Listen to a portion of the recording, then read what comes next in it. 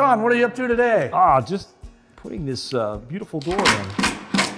Beautiful door. What do we have? 1.75 inch thick, solid oak. It's your antique oak. That's that antique oak that goes with our flooring at the other end of the room. It is heavy. It is really heavy. Oh, it's beautiful. I love it. When we usually install a door, the first thing we do is we check the opening for plumb and level. And after we do that, we add shims, and those are the tools that we use to keep the door straight. And then we fasten it in with nails. So good. So it looks like you've got a little jump start on me here. I see some shims cut back. I see your last set of shims. And tell me, what is that placed there for a reason, right by the lock set? I had a little bit bigger gap than what I wanted right here, so I already had shimmed up here, and I just wanted to correct the gap. Okay, so that gap, a lot of times you hear that referred to as the margin. Right? Okay, and I'm looking, and you've got a nice margin established across the head, down your hinge side, and now on your striker lock side. So you're about ready to start to trim this thing out? Oh yeah, I'm just about ready to do that. The first thing I do when I hang a door is I come in and I check level, which would be the floor. I find out if the floor has a level surface. And if it's not, I will cut the jambs, which are the sides that hold the door. I will cut them so that the pieces on the top will be level. But you got to start off, and you really have to make sure that you have everything. You start off with plumb and level. We usually start off. Wait a minute. Say those two words one more time. Plumb and level. Okay. Okay. Yeah, and plumb would be vertical. And we do that so that the door hangs nice and straight and everything works well. And when you look at it, it's pleasing that way. If you don't make sure it's level and plumb, you can still hang the door. But what happens is, sometimes when you open it, it'll just close on its own, or it'll open on its own. If you take a quick peek at this bubble, it's not quite level, the floor. So what I'm going to do is I'm going to try to correct that. Corrected that pretty good. Yeah. But I noticed when I corrected it, I have a gap over here now. So what happens is there's a little hump in the center. So I can tell what I have to do to make my frame level on the top. I usually just put my level there, and I mark this pencil here. I mark the pencil right here.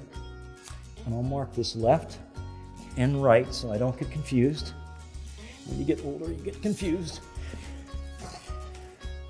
And so this tells me what the length is to keeping it level on this side and this on that side. So it's not a big difference. So that's gonna transfer. You've established that on this concrete floor. Right. And that's gonna carry right up the jamb legs, and that's gonna allow your head to be level. To level, correct.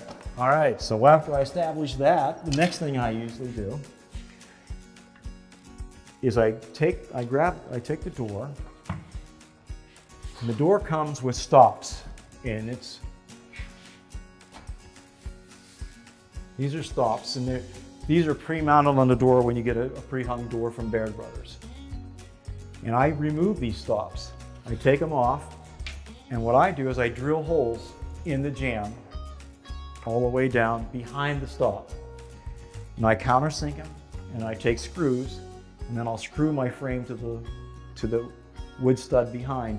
And the reason why is I won't have a lot of nasty nail holes in it. And that's where I was going. I had two trains of thought while you were explaining that.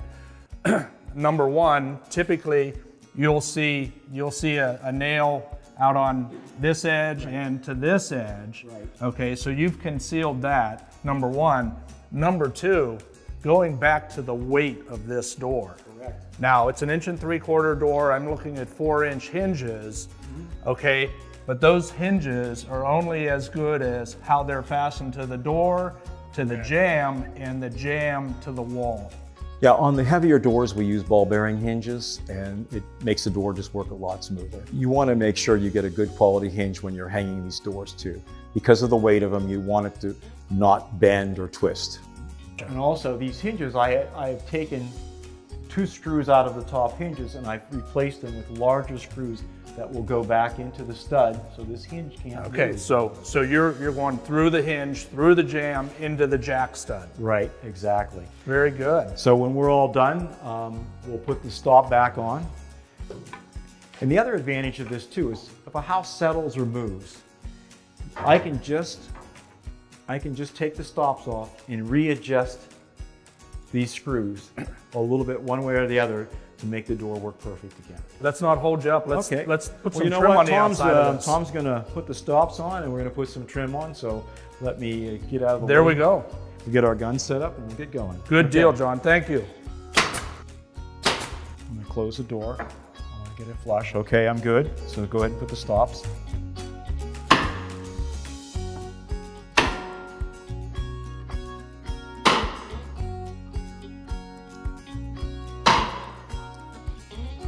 Done, Tom? Okay, good.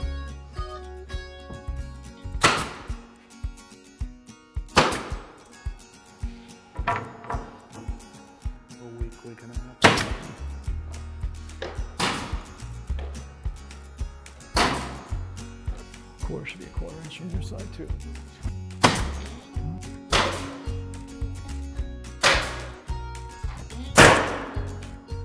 Johnny, what'd you do? Just put a little casing on the door. Huh? We're all done. Yep, Tom got it casing up. I just finished putting a couple nails in it. That's all. Hey, it turned out phenomenal. Looks great. Thank you. Nice job, guys. So we're nice, plumb, level.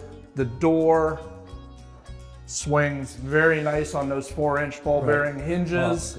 Oh, great. 1 3/4 door. It's a brute. It's heavy. So we stayed with that theme. Went with a 3.5-inch casing leg in that antique oak.